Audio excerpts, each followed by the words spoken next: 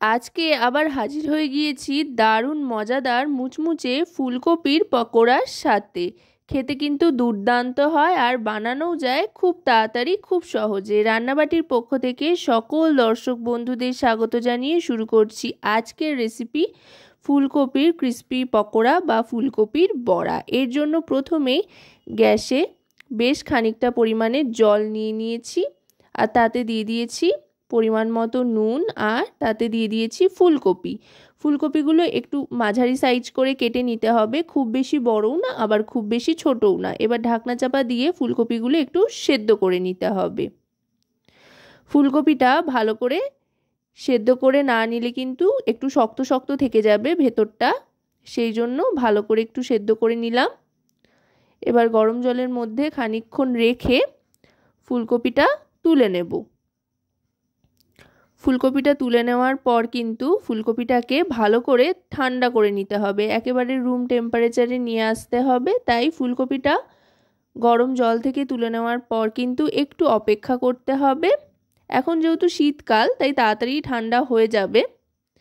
তারপরে ফুলকপিটা ঠান্ডা হয়ে আসলে এর মধ্যে দিয়ে দিতে হবে আদা আর রসুনের কিমা। আদা রসুন দুটো মিলিয়ে এখানে কিন্তু 1 টেবিল চামচ মতো হয়েছে। তারপর দিয়ে দিলাম সামান্য পরিমাণে নুন, যেহেতু নুন জলে আগে সেদ্ধ করে নিয়েছি তাই নুনের পরিমাণটা কিন্তু বুঝে দিতে হবে। এবার দিয়ে দিচ্ছি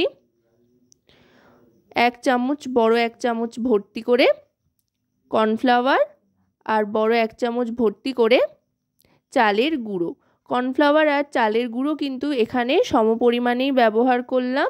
এই দুটোই কিন্তু এই পকোড়াটাকে ক্রিস্পি করতে সাহায্য করবে।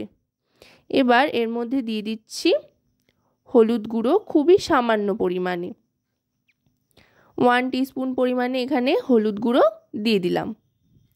এবার এর মধ্যে দিয়ে দিচ্ছি তেল।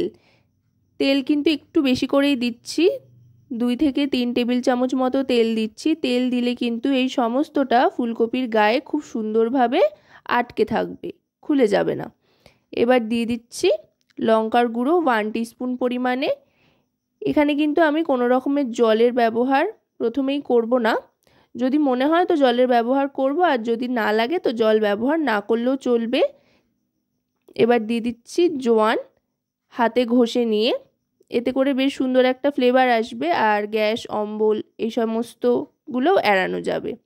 এবার ভালো করে সমস্তটা দিয়ে মাখিয়ে নিচ্ছি। জলের এখানে আর ব্যবহার কিন্তু দরকার পড়বে না, যতটুকু যা মনে হচ্ছে হ্যাঁ জলের আর প্রয়োজন নেই, ভালো করে মাখানো হয়ে গিয়েছে।